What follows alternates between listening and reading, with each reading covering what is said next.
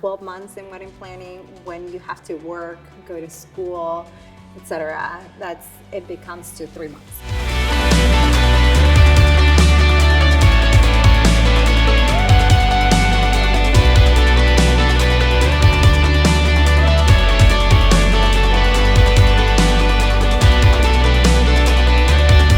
Hi, I'm John from PGP Wedding Films, and welcome to Say Yes to the Best, where we talk to the best wedding pros to give you wedding planning tips. And today I'm here with Andi from Forever Love Events. Hi, Andi. Hi. How are you doing? I'm good. How are you? I'm doing great. How's life? It's good. Busy. Staying busy, but good. We were here at Tyler Gardens today for a styled shoot that you designed. Yes. So can you tell me a little bit about that? Yeah, that was a lot of fun, even though the rain surprised us, but we were ready for it. But yeah, it was very colorful, Cinco de Mayo, so a lot of colorful, bright tones, a lot of beautiful flowers, and yeah, it was a lot of fun. Can you tell me a little bit about your business? Yes, so I am a wedding planner based in Philadelphia, but I go anywhere the clients want me to go, and I also do styling, so I do a little bit of everything. Pretty much I get involved as much as the clients want me to get involved and as little as they want me. So from the full planning and design till just a day of coordination. Okay, how long have you been doing this? For about 3 years. What is the most memorable wedding you've done so far? Oh my goodness, I've had a couple that actually are they will always stay with me. I think for me personally, I get so involved with all of them that honestly it's more of a connection with the client more than how big or elaborated the wedding was. I just feel like I get a really good friendship with pretty much all of them. So I couldn't really pinpoint one specific. Well, I think that says a lot about that you've done so many awesome weddings, right? I guess so. Awesome. So you were going to share 5 wedding planning tips with our audience today, right? Yes, I am. Awesome. All right, so the first and most important one is to do your guest list first. No matter how much excitement there is right after you get engaged and going to look at venues and fall in love with the venue, if you don't have any idea how many guests you're gonna have, that could be a problem. And that is because if you do book a venue that can only fit 80 guests and you sit down and for more than you cut that list, it just keeps going up and up and up. And there's no way that you can reduce it, then there is an issue with how many you can fit and how much you actually will have that day. So that will be the first one. And the second one, and I guess I lied, second also as important as the first one. So they're first and first right there, hand in hand. 1A and 1B, right? Yeah, exactly. Will be your budget. So make sure that you sit down with your couple and determine how much you want to spend, who's going to help you pay for that wedding.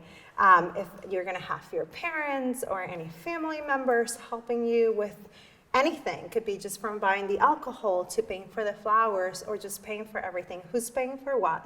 How much you have, and make sure that you put that on the side. That will determine what venue you can get, where can you get married, how many people you can invite, what can you have and what can you not have. So definitely budget before you do anything else. Sit down, write your list, and then think about budget. And be realistic when you are doing the budget, mainly because a lot of couples do underestimate how much a wedding really costs. But if you really do some research and have some people, ask around people that have gotten recently married and see how much you actually spent on that wedding and what do they have, what would you like to have as well. The third thing will be to book your venue and your vendors. Very important to choose vendors that you feel comfortable with, that you make sure that you do some research in their background, their personalities, talk to them on the phone, make sure that they are a good fit for you. You're gonna spend a lot of time with this vendor, if it's your photographer, videographer, day off coordinator, florist, whatever it is. You're gonna have to spend a lot of time with them. So make sure that personalities fit as well as within the budget that you have. And then also just take it step by step.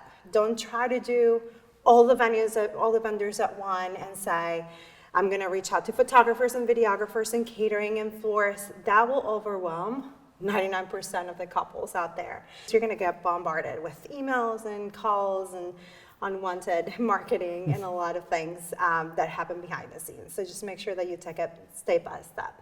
The fourth thing would be to plan accordingly for the weather. If you are planning on having a wedding outside, make sure that you have a plan B and set, and that the venue is prepared for any kind of weather. That's not just rain, but also, you know, extreme weather like extreme cold or extreme heat if you're having a summer wedding. And of course the rain. There's a lot of things we can control, but weather unfortunately is not one of those, for more than we would want to. So just make sure that you have a plan B. It's very, very important. And the fifth thing would be to don't leave everything for last minute. I see and I've heard of a lot of brides that go, I can drop that off at the venue the day of the wedding. You know, I can do that the night before. And that is not what you want to do. You want to make sure that you have plenty of time to relax before the wedding. It's going to be overwhelming. It's going to be people coming from out of town that you need to pay attention to, your friends, your family, your rehearsal dinner. There's a lot of things happening before the wedding, and you want to make sure that you're fully committed to enjoying your day. So a lot of venues allow you to drop off before the wedding, a few days before, within that week. Take it as early as you can and drop off your alcohol, drop off your personal inventory.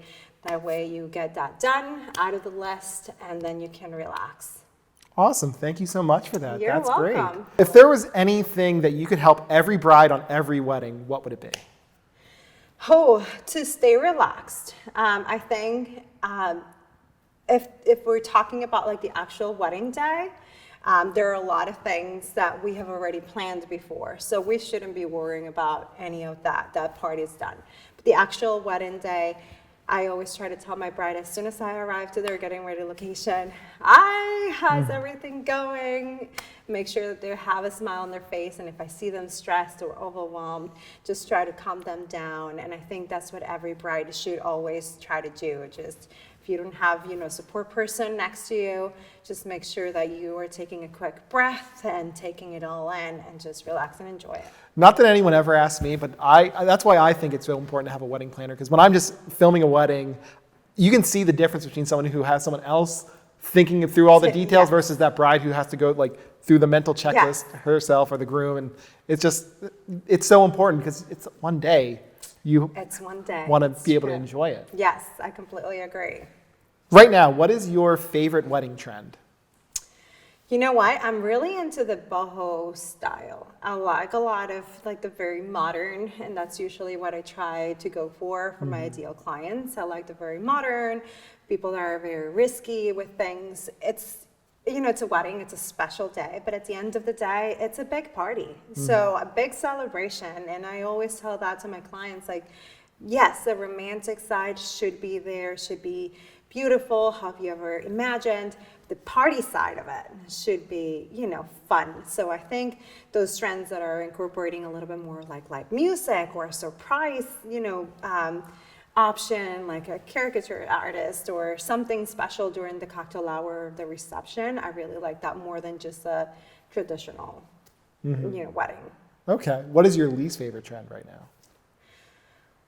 Ooh, I don't really have any. I don't know. All right. It's all good. I don't know. There's nothing that I completely like dislike. Maybe not my favorite, but it's not like I would completely eliminate it, you know. What is your favorite part of a wedding day? I think the getting ready part, besides of course the obvious of the like actual ceremony itself and sending out my bride or groom through the aisle, but I think just the actual time that the couple take to get ready, share it with their friends and family, especially if they are sharing a letter. I think that's a very intimate moment that I am so lucky that I get to see and share.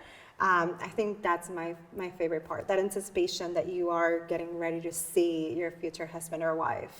What is the part of the day that you feel like you make the biggest impact on, that you help the most? I think the getting ready part and the ceremony part, just because I get to help out, group everybody, send them down the aisles to get married. So I think that's a very important part. If they don't have a support system, sometimes they don't know where to go, what to do, who's behind who walks in first. So I think that part it's very important, the actual day of the wedding. What's the biggest mistake you see couples make? I would say leaving everything for last minute, thinking that they have plenty of time.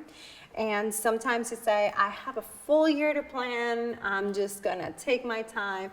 Yes, take your time, do your decisions wisely, do some research. But at the same time, 12 months in wedding planning, when you have to work, go to school, etc., it becomes to 3 months. So if you don't do that and leave it everything for like the last 6 months, I think that's a pretty big mistake, because you're gonna feel overwhelmed and stressed, and everything is just kind of rolling into a big snowball until the end. What has been your best moment as a wedding planner? I think on every wedding, really, I don't have like one, but I think at the end, when everything is said and done, and the clients give me a big hug, I always cry like a little baby. I'm not lying. That's the sad part.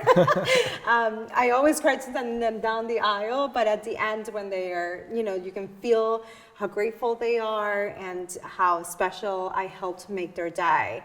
That for me, it's like the moment. Like that's it. That's why I do this kind of things. I love what I do. So now Andi is going to do her 5 quick tips that'll help you on your wedding day.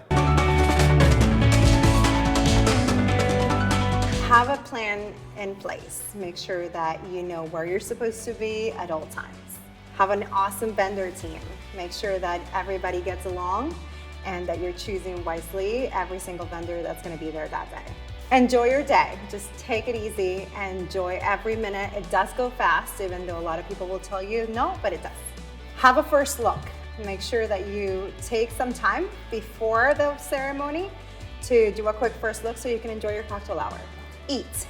Make sure you eat. Take some time to eat and drink. Enjoy your cocktail hour and your reception. Sit down when it's dinner time and eat. Awesome. Thank you so much. So the last thing we're going to do is just a little bit to let our audience know a little about you. So I have a few questions. Just answer your first thing that pops into your head. Okay? What was the first wedding you ever worked? It was with the catering company I used to work with. Okay. Yeah. What is something people don't know about you? I used to be a belly dancer for many years. Wow. What is the craziest thing that ever happened at one of your weddings? One of my grooms thought it was really funny to dance wildly and ripped his pants all the way in the back right before the first look, like 2 minutes before the first look. So the first look was delayed by a little bit. Oh, man. That always have a backup. Yes, we saw it pretty quickly.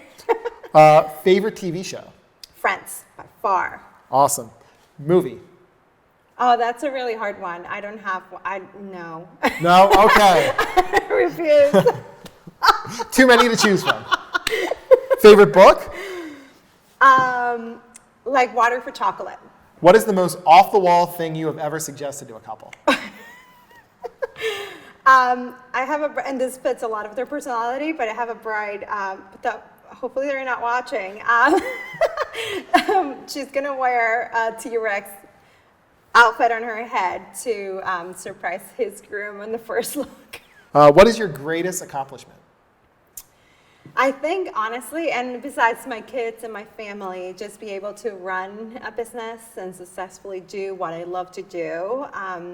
That's, for me, a big accomplishment, to actually do what I love.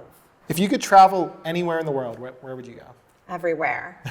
Everywhere. I want to travel the whole world. So that's the first thing that comes into my mind. I love Italy, so I would probably go back to Italy. I love Italy. It's so beautiful. Yes. I haven't traveled all that many places, but Italy's one. Yes, I would. It was a bucket list. If I could move there, I would move there.